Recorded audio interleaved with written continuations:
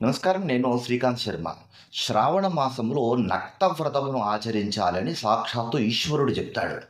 నక్త వ్రతం చేసినటువంటి వాళ్ళంటే ఈశ్వరునికి చాలా ప్రీతి అంట. నక్త వ్రతం అంటే ఏంటి?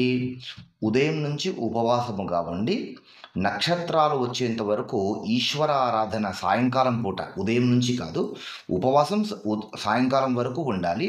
సాయంకాలం పూజ నక్షత్రాలు వచ్చేంత వరకు చేసి నక్షత్రాలు రాగానే భోజనం చేయాలి. దీనిని నక్తవ్రతము అంటారు. శ్రావణ మాసంలో 30 రోజులు చేస్తే గనక అది మహా విశేషం. 30 రోజులు చేయలేనటువంటి వారు ప్రతి శ్రావణ సోమవారం రోజున మరియు ఏకాదశి, ద్వాదశి తిథులయందు, ఆర్ద్ర నక్షత్రం వచ్చినటువంటి రోజు, మాస శివరాత్రి రోజు, అమావాస్య రోజు, ఈ రోజుల్లో చేసినా చాలు, ఈశ్వరానుగ్రహం అపారంగా లభిస్తుంది. గుర్తుంచుకోండి, ఉదయం నుంచి సాయంకాలం వరకు ఉపవాసంగా ఉండాలి. పండు, పాలు పదార్థాలు లాంటివి సాత్వికమైనవి తీసుకోవచ్చు. సాయంకాలం ఈశ్వరారాధన చేసుకోవాలి. నక్షత్రాలు రాగానే నక్షత్రాలకు నమస్కారం చేసి భోజనం చేయాలి. ఇలా చేయండి. ఈశ్వరానుగ్రహం మీకు అపారంగా లభిస్తుంది.